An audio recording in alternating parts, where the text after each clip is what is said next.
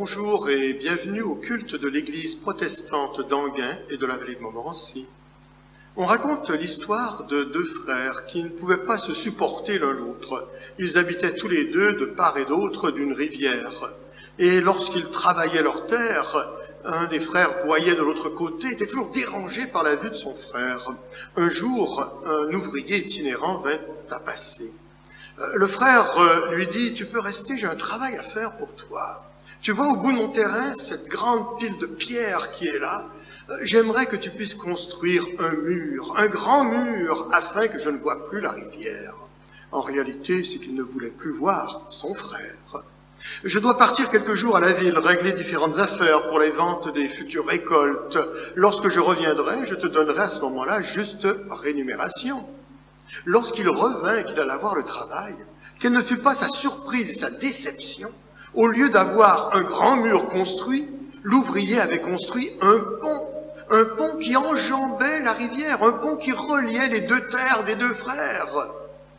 Alors qu'il allait se tourner vers l'ouvrier pour l'engueuler, pour lui dire que c'est absolument pas ça qu'il devait faire, au même moment, son frère, de l'autre côté de la rivière, se mit à courir, traversant en quelques enjambées le pont, et arriva à côté de son frère, tout essoufflé, en disant « Mon frère, je vois que malgré tout ce qui nous séparait, toi tu as construit un pont pour nous rapprocher l'un de l'autre. Alors que tant de choses nous éloignaient, toi tu as fait le premier pas pour que l'on puisse être réconciliés. » Et il sauta dans les bras de son frère. L'autre était ému et ne sachait plus trop quoi dire. Lorsqu'il s'adressa à nouveau à l'ouvrier, il lui dit « Peux-tu rester ? Peux-tu rester ? Tu as fait tellement de bien à notre famille. » L'ouvrier de dire « Non, il y a beaucoup d'autres endroits où il y a des ponts à construire, là où les humains veulent construire des murs. Mais je te laisse mes outils, afin que toi aussi, tu puisses quelque part aider d'autres personnes à construire eux aussi des ponts. » Nous érigeons tellement de murs en ce bas monde, alors que nous sommes appelés avant tout à être des témoins de la réconciliation de Dieu. Au-delà de qui nous sommes, au-delà de nous-mêmes, tu es Dieu. Au-delà du visible, au-delà de nos forces, de nos énergies, au-delà de nos faiblesses, de nos insuffisances, au-delà de nos manquements, de nos ratés, au-delà du passé, du présent, tu es Dieu. Au-delà de ce qui se ferme ou de ce qui s'ouvre, au-delà de la souffrance, au-delà même de la mort, tu es la vie. Gloire à toi, Père créateur, tu es un Dieu de grâce au-delà de tout. Gloire à toi, Jésus, Fils de l'homme et Fils de Dieu. Nous élevons ton nom au-dessus de nous. Gloire à toi, Esprit du Père et du Fils, force et présence de Dieu en celui qui te désire. Viens déployer en nous cette vie qui ne finit pas. Ta mort, ta vie, ta résurrection, tout parle de cette force et de cet amour de toi. Louange à ton nom. Et je vous invite à chanter ou à écouter ce chant, un grand classique du siècle dernier. Chaque instant de chaque jour qui passe.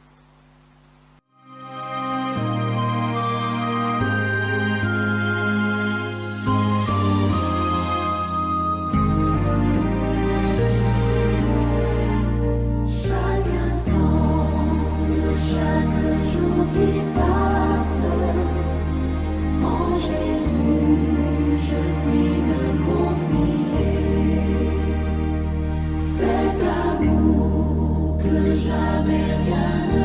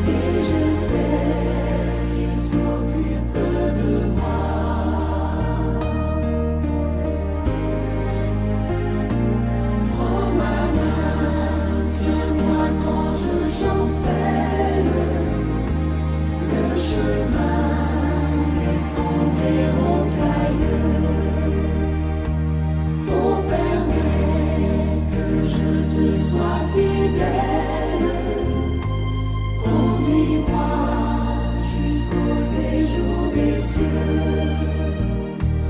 Et son cœur si patient, si tendre, c'est pour voir aux besoins de ma foi.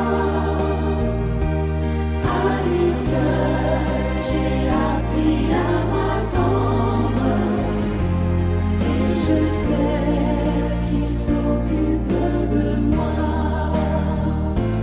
Et je sais qu'il s'occupe de moi.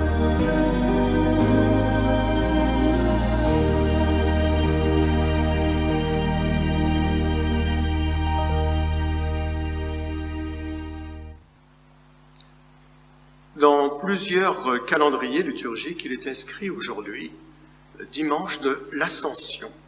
Plusieurs ont célébré d'ailleurs jeudi, cette semaine, ce moment particulier où Jésus quittera la terre en confiant une grande tâche à ses disciples. Le texte pour aujourd'hui, tiré du livre des Actes des Apôtres, au premier chapitre, les versets 1 à 11. Théophile, j'ai parlé dans mon premier livre de tout ce que Jésus a commencé de faire et d'enseigner, dès le commencement jusqu'au jour où il fut enlevé au ciel, après avoir donné ses ordres par le Saint-Esprit aux apôtres qu'il avait choisis. Après qu'il eut souffert, il leur apparut vivant et leur en donna plusieurs preuves, se montrant à eux pendant 40 jours et parlant des choses qui concernent le royaume de Dieu. Comme il se trouvait avec eux, il leur recommanda de ne pas s'éloigner de Jérusalem, mais d'attendre ce que le Père avait promis. Ce que je vous ai annoncé, leur dit-il, car Jean a baptisé d'eau, mais vous, dans peu de jours, vous serez baptisés du Saint-Esprit. Alors, les apôtres réunis lui demandèrent, « Seigneur, est-ce en ce temps que tu rétabliras le royaume d'Israël ?» Il leur répondit, « Ce n'est pas à vous de connaître les temps ou les moments que le Père a fixés de sa propre autorité, mais vous recevrez une puissance, le Saint-Esprit survenant sur vous, et vous serez mes témoins à Jérusalem, dans toute la Judée, dans la Samarie et jusqu'aux extrémités de la terre. » Après avoir dit cela, il fut élevé pendant qu'ils le regardaient, et une nuée le déroba à leurs yeux. Et comme ils avaient les regards fixés vers le ciel pendant qu'ils s'en allaient, voici, 2 hommes vêtus de blanc leur apparurent et dirent, « Hommes galiléens, pourquoi vous arrêtez-vous à regarder au ciel? Ce Jésus qui a été enlevé au ciel du milieu de vous viendra de la même manière que vous l'avez vu allant au ciel. » Et que le Seigneur bénisse la lecture de sa parole. Et pour nous apporter la réflexion biblique aujourd'hui, ce sera le pasteur Laurent Lumbassou, doyen de la faculté de théologie protestante de Brazzaville, au Congo. Bonjour à toutes et à tous. Le texte de ce jour, jour de l'ascension de Jésus, s'inscrit dans le contexte littéraire du début du livre des Actes. Un début qui fait écho au prologue et au dernier chapitre de l'évangile de Luc, dans un but littéraire de rattacher la seconde partie de son œuvre avec la première.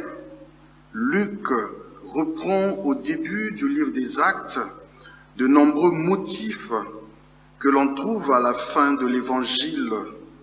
Des motifs comme la reprise de la parole, j'allais dire la prise de la parole au cours d'un repas, la réception de la promesse du Père, le témoignage à partir de Jérusalem, la venue de l'Esprit comme une puissance. Cette reprise n'est pas une simple répétition, mais une reformulation des derniers versets que nous trouvons dans l'Évangile. Comment le lecteur doit-il entendre l'événement de l'Ascension qui a déjà été raconté en Luc 24, versets 50 et 51. En guise de réponse à cette question, nous pouvons dire que le prologue met en relief deux figures essentielles du livre des Actes. Il s'agit de l'Esprit et des apôtres. On le voit, l'ascension signifie à la fois l'apogée de la seigneurie de Jésus et l'instauration de son absence, tout au moins son absence physique sur la terre. L'Esprit est présenté comme l'agent médiateur de l'action du Christ dans les actes. Le narrateur veut montrer que l'agir de l'Esprit à la fois donne autorité à la parole de Jésus et régit le choix de ses envoyés. La mention de l'Esprit est ici typique d'une relecture lucanienne de l'événement dans le livre des Actes. Le mandat que les apôtres vont recevoir est un mandat de témoignage. C'est bien le ressuscité qui va leur confier ce mandat. Le verset 3 souligne le fait que les apôtres sont bénéficiaires des apparitions du Christ ressuscité. Cela montre le rôle important dans la définition que Luc donne de l'apostolat. L'apôtre est un témoin de la résurrection de Jésus. Le lecteur attentif du verset 3 ne manquera pas de percevoir une apologétique lucanienne de la résurrection. Le mot grec tekmérion, qui dans le Nouveau Testament n'apparaît qu'ici, désigne depuis Aristote une preuve contraignante. Luc met l'accent sur le réalisme corporel des apparitions du Christ, le Christ ressuscité. De même qu'il met l'accent sur la visibilité de son enlèvement au ciel. Notons aussi la mention de 40 jours au verset 3. C'est durant 40 jours que Jésus s'est fait voir à ses apôtres. 40 est un chiffre symbolique dans la Bible. L'Exode a duré 40 ans. Moïse est resté 40 jours pour être instruit de la loi. Esdras a réécrit la loi durant 40 jours. Jésus fut tenté 40 jours au désert. Les rabbins considèrent que le chiffre 40 a la valeur symbolique d'un temps d'apprentissage complet. Dans le contexte du texte de ce jour, les 40 jours ont été un temps d'instruction des apôtres par le ressuscité. Cet enseignement est suffisant pour les rendre compétents en parole et en acte, comme nous pouvons le lire dans les chapitres 2 à 6 du livre des Actes. Le motif du règne de Dieu assimile la prédication des apôtres à celle de Jésus. Nous pouvons, pour contextualiser, dire que le temps de l'écoute de la parole de Dieu est un temps pendant lequel Dieu nous instruit pour nous rendre compétents en parole et en acte dans notre vie au quotidien. Du verset 4 au verset 8, il est question du dernier repas des apôtres avec le Christ ressuscité. Ici, nous avons l'écho de Luc 24, 41 à 43. Dans le monde gréco-romain, le moment du repas est une occasion d'échange philosophique. Et dans la tradition congolaise, nous avons ce qu'on appelle le mbongi. Le mbongi qui rassemble autour du feu, le soir souvent, plusieurs familles amies qui prennent un repas ensemble. Le mbongi est un lieu d'échange, mais aussi d'éducation. Les plus âgés communiquent leur savoir aux plus jeunes. Et lorsque un vieux est sur le point de mourir, il réunit au mbongi ses parents, ses enfants, pour leur communiquer ses dernières volontés. Dans notre texte, le cadre du repas réaffirme la corporéité du ressuscité et l'intimité qu'il partage avec les apôtres. Ce moment du repas est aussi l'occasion d'un dernier dialogue avec eux. Il s'agit d'un discours d'adieu. Le Christ ressuscité enjoint à ses disciples de ne pas quitter Jérusalem. Dans l'optique de Luc, Jérusalem est le lieu symbolique des promesses divines. Il trouve que ce lieu est idéal pour la relance d'une histoire de salut. La promesse du Père est explicitée ici par la succession de 2 baptêmes. Le baptême dans l'eau et le baptême dans l'esprit. Le baptême dans l'esprit qualifie l'époque nouvelle que la Pentecôte ouvre, l'époque de l'Église, l'époque où l'Esprit sera donné à tous. La question que posent les apôtres au verset 6 est légitime, puisqu'au verset 3, il a été fait mention de règne. Et dans le judaïsme, l'annonce du verset 5, c'est de la venue de l'Esprit, est associée au temps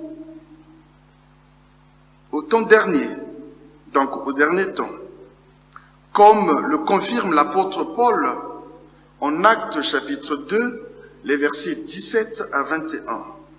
La demande faite au Christ ressuscité est typique de la pensée apocalyptique et nationaliste que connaît la foi populaire juive au 1er siècle.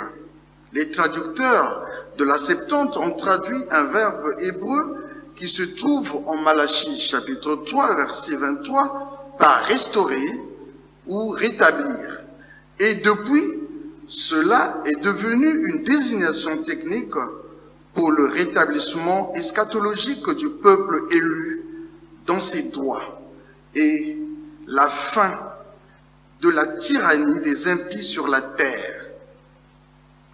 Dans leur prière quotidienne, les croyants juifs supplient le Dieu d'Israël de rétablir sans tarder le trône de David. Dans l'évangile de Luc, les personnages comme Zacharie, Marie, Siméon et Anne sont considérés comme des porteurs de cet espoir. La déception de Cléopas sur le chemin d'Emmaüs révèle qu'une attente semblable animait la première chrétienté. Jésus ne recuse pas la question des apôtres, mais à leur attente, il substitue une mise en marche. Au programme nationaliste, Jésus superpose un autre programme et se met à recadrer les choses. Le premier recadrage concerne le savoir sur les temps eschatologiques. Ce savoir n'est pas accessible.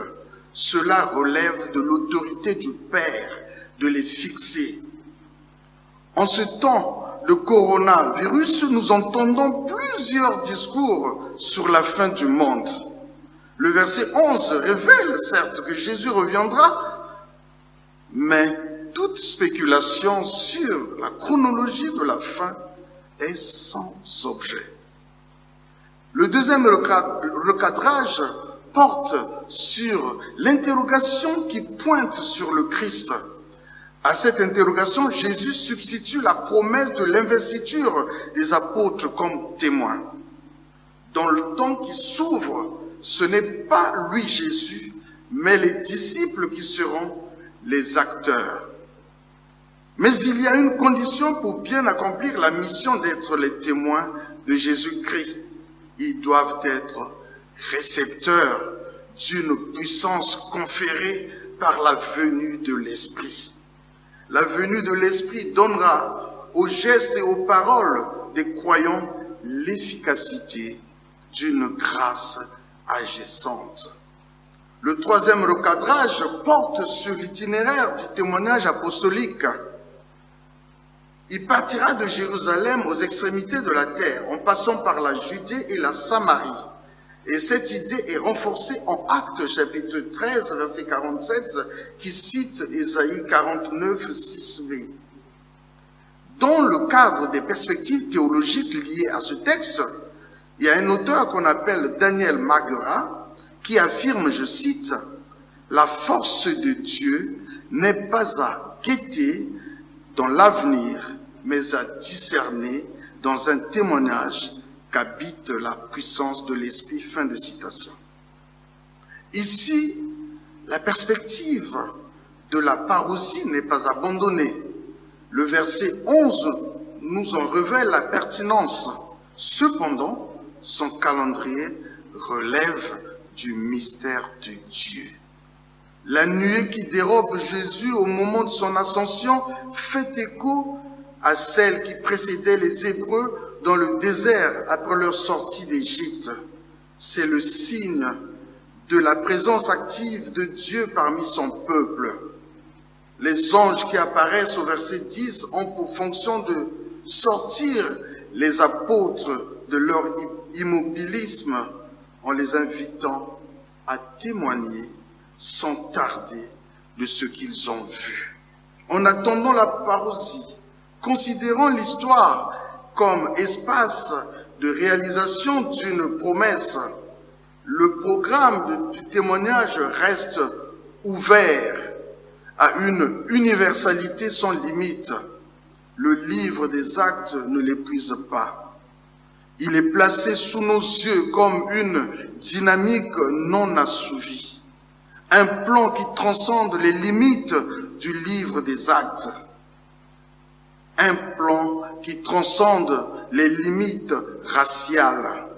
Grâce à ce programme de témoignage africain, européen, américains, asiatiques peuvent se mettre ensemble pour adorer le Dieu vivant et vrai et pour porter, grâce à l'Esprit, le témoignage de Jésus-Christ au monde, ce monde qui est actuellement menacé par le coronavirus. Plutôt que de nous poser la question de savoir si la pandémie du Covid-19 serait un signe de la fin du monde, n'est-ce pas le temps pour nous tous, témoins de Jésus-Christ, de proclamer la vie éternelle que Jésus nous offre? Et cette vie, il s'agit de cette vie que même le Covid-19 ne peut arrêter. À la suite du psalmiste annonçant au monde que Dieu est pour nous un abri et un appui, un secours bien présent dans la détresse. C'est pourquoi nous n'avons pas peur quand la terre tremble, quand les montagnes vacillent au cœur des mers, quand leurs eaux grondent, écument et font trembler les montagnes en se soulevant. Le Seigneur Jésus nous a dit, « Je suis avec vous jusqu'à la fin du monde. » Amen.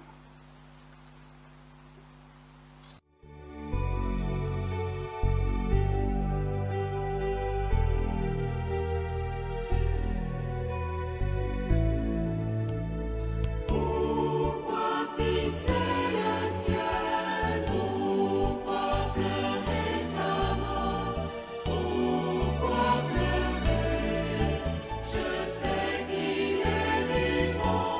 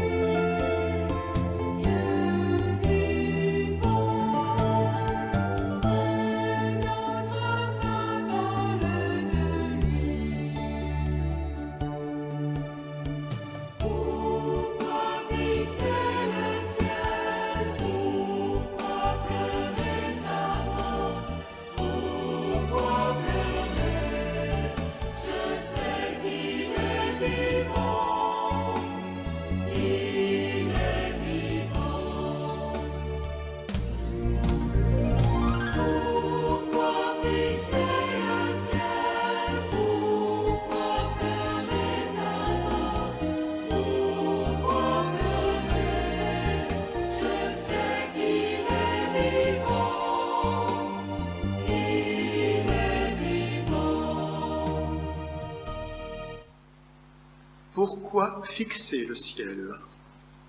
Merci au pasteur Loubassou pour cette parole aujourd'hui. Nous arrivons au terme de ce culte. Une petite annonce pour ceux qui écoutent régulièrement ce programme, rattaché principalement à la paroisse d'Anguin. Dimanche prochain, c'est dimanche de Pentecôte.